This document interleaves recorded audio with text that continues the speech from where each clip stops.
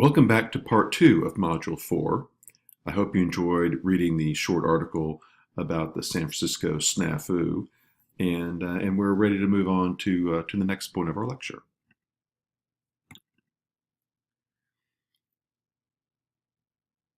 Local intrusion detection and prevention. So logging of system activities is a useful tool to determine whether or not you have attackers attempting to get in the system or if they've actually gotten into the system.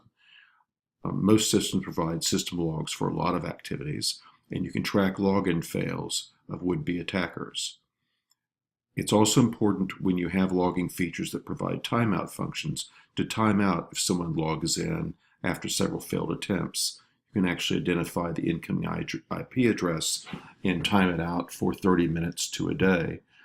This sometimes can prevent a permitted entity who simply forgot their password from getting the network, but it's also often very valuable in preventing hackers from being able to reuse an IP address after several failed attempts, unless they either spoof or use an external proxy to hide their IP address. We'll discuss that in a minute.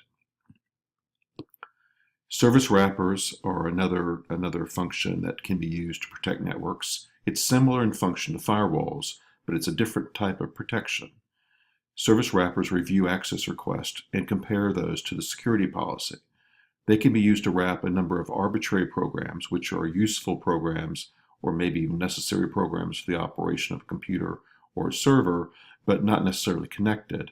You can wrap them into one wrapper, run them in the background, and do a security check, a permission check against all of the programs in the wrapper. Examples of these are Windows services features that usually run in the background or Unix daemons. When running the background and not subject to user control, they're more difficult to find and compromise, but if a user does need to access them, it can frustrate the legitimate users within the corporation of trying to access one of those services. Firewalls, like I said, are like service wrappers because they look at permissions for access, but unlike wrappers, they grant or deny access based upon origination or destination point of a request. They can deny possible combinations of connections in order to limit intrusions.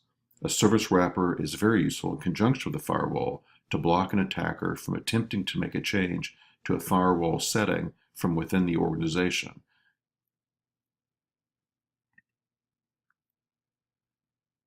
Application management is a system for determining what can be accessed by users. These are generally referred to as whitelisting or blacklisting services. In whitelisting, you maintain a list of all the applications or services that are permitted, that someone's permitted to use. And in blacklisting, you list the ones that are blocked because you know that they provide a threat to the security of the network or information in the network. Whitelisting can frustrate users who need to get to a web page or use a service, and the IT department might get continuous requests from users to whitelist a wide variety of services that no one thought to include, or new services that users might want to try out.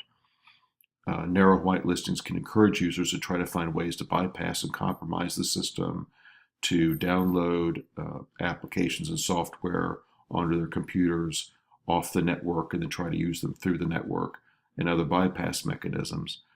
That could be a shortfall in whitelisting. Blacklisting, however, requires constant review of all the dangerous sites, and it's very easy with the proliferation of dangerous websites and sites for which attacks can originate. It's difficult or almost impossible to miss new or changed sites unless you subscribe to a service that provides continuous updates. So each of these are very useful, but they have their own drawbacks. Routers also provide access control that can be used to permit or deny actions similar to white and black listings. Routers come in both managed and non-managed versions. The non-managed versions permit simply assign addresses and route communications within the network automatically. Managed routers inspect the origination and termination points and can be used to block impermissible pathways. Routers are more useful when they're stateful, remembering their common and accepted paths for reconnection. However, stateful routers have to store past connection information, And if they have a shortage of memory, they can be overwhelmed and simply stop functioning. And some attackers may try to find a stateful router and overload it with connection requests to overload the memory and shut it down on a denial of service type attack.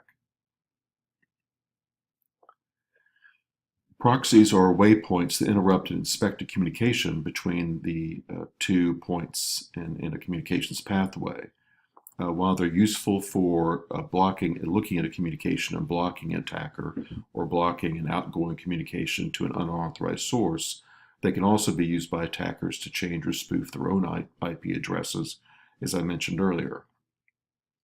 If an external IP address is blocked or timed out, an attacker may use the proxy to continue the attack from another address. So proxies are double-edged swords and need to be understood before being implemented by an IT team. Network address translations, or NATs, present a single IP address to the outside world and hides the internal network IP addresses.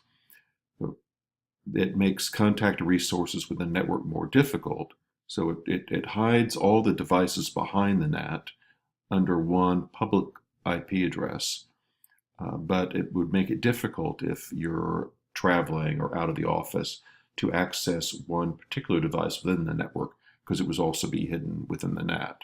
There are technologies that prevent you to tunnel through and connect directly, but if these processes are too difficult, users of the network may seek to bypass the network. For instance, they may try to use a wireless connection off their computer to access the internet without going through the office network, bypassing the NAT or bypassing your other security functions, and either compromise the network or bring programs or applications or information into the network that can create a shutdown. I mean, a good example of this are some of these attacks that encrypt all the data in the company, ransomware attacks. A lot of times ransomware comes in either through spear phishing or spoofing, or someone downloading an application outside of a company network or violating company security protocols. And once reintroduced inside the network from a trusted computer that someone's brought and plugged in the network, it then locks up all the information and sends a ransom note. This can be extraordinarily destructive and expensive for a company. And the IT manager needs to keep in mind that when developing protocols and strategies, they need to be not so onerous as to encourage users to bypass them.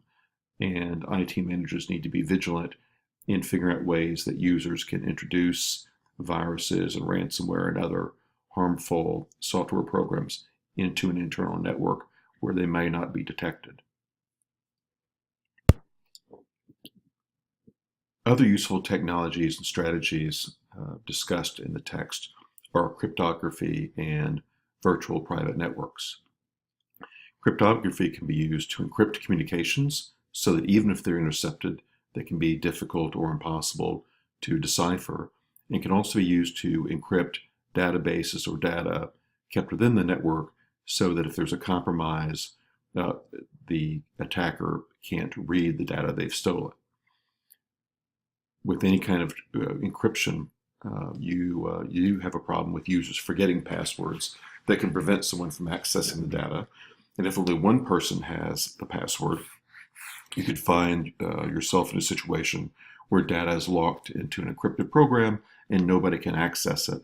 Some cryptography programs may delete all the data in a database after several incomplete or unsuccessful attempts to open the data. Complicated encryption routines can slow down communications. They have a high overhead. They can slow down communications in systems and might encourage users to write down passwords on a piece of paper, further compromising the security of a system. There are some programs in Windows and in Unix that can help you bypass an encrypted file. I've seen situations where people exchange Word documents and other Word and other documents that are encrypted or have a security permission on them and run them backwards through Google Docs, and Google Docs will strip the encryption or the data protection out. So you need to carefully look at what kind of encryption routine you're using to make sure it can't be bypassed easily.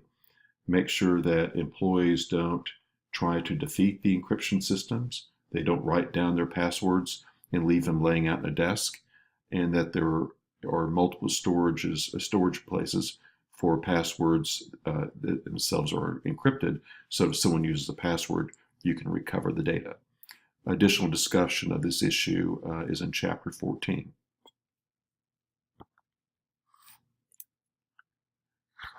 And we're going to take a short break and then move on to Part 3. Thank you.